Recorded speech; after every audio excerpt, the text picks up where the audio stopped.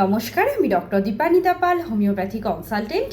আজ এই ভিডিওটির মাধ্যমে বলবো, অনেকেরই একটা ধারণা আছে যে তাদের ডায়াবেটিস আছে বা তাদের যদি হাইপার টেনশন থাকে, মানে হাই ব্লাড প্রেশারের সমস্যা থাকে, তাহলে তাদের কিডনি ড্যামেজ হয়ে যাবে।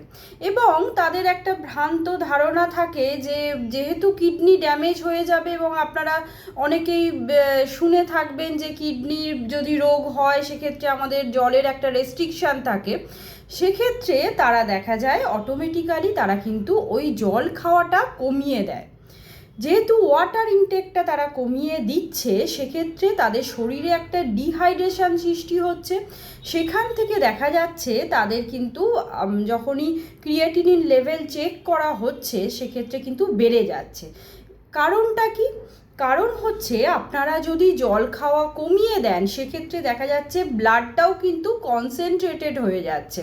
এই কনসেন্ট্রেশন যেহেতু বেড়ে যাচ্ছে ব্লাডে, তার জন্য আমাদের যে ক্রিয়েটিনিন মানে কি, একটা বর্জ্য পদার্থ যেটা শরীর থেকে বাইরে আমাদের মূত্রের মাধ্যমে বেরিয়ে যায়।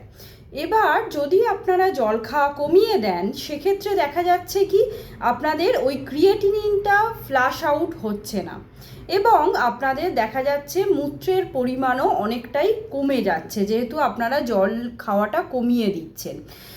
এই জন্য আপনাদের দেখা যাচ্ছে যখনই ক্রিয়েটিনিন লেভেল চেক করছেন আপনাদের হাই আসছে।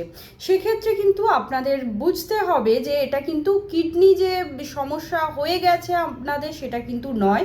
কারণ এই যে আপনারা ক্রিয়েটিনিন লেভেল চেক করিয়েছিলেন, তার সাথে সাথে আপনাদের যে যে টেস্টগুলো করতে হবে, যেমন ধরুন সোডিয়াম করতে হবে, পটাশিয়াম লেভেল কত আছে চেক করতে হবে, এসিআর টেস্ট করতে হবে, তবেই আপনারা বুঝতে পারবেন যে আপনাদের কোনো কিডনির সমস্যা হয়েছে কি না।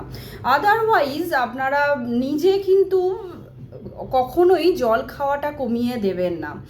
অবশ্যই যদি সমস্ত বারবার ধরে চেক করেন এবং সমস্ত ইনক্রিজ লেভেলে থাকে, সেক্ষেত্রে আপনাদের ডাক্তারের পরামর্শ অনুযায়ী ওয়াটার রেস্ট্রিকশান আনতে হবে। সিকেডির কোন স্টেজে আপনারা বিলং করছেন, আপনারা কিন্তু নিজে কখনোই জল খাওয়া কমাবেন না। এক্ষেত্রে শরীরে কিন্তু ডিহাইড্রেশন হবে, তার ফলে আপনাদের বর্জ্য পদার্থগুলো কিন্তু শরীরে জমতে শুরু করবে, ফ্ল্যাশ আউট হবে না, তার ফলে বিভিন্ন ধরনের সমস্যা ক্রিয়েট করতে পারে। তাই আপনারা অবশ্যই ডাক্তারের পরামর্শ নিয়ে তবেই এটা করবেন।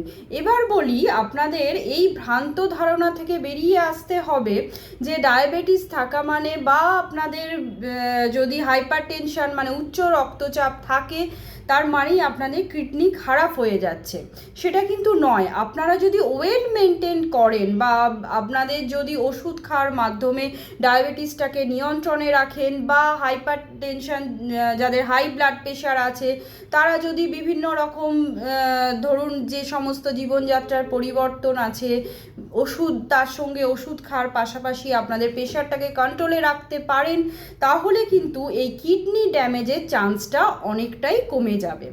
তারা, আমি ধরছি এই ডায়াবেটিস বা হাইপার টেনশন যাদের আছে তারা একটা হাই রিস্ক ফ্যাক্টরে বিলং করছেন কিডনিটা খারাপ হয়ে যাওয়ার। কিন্তু আপনাদের এটাও ভাবতে হবে, আপনারা যদি ওয়েল কন্ট্রোল রাখেন দুটো ডিজিজকেই, তাহলে কিন্তু আপনাদের কিডনির কোনো সমস্যা হওয়ার কথাই নয়।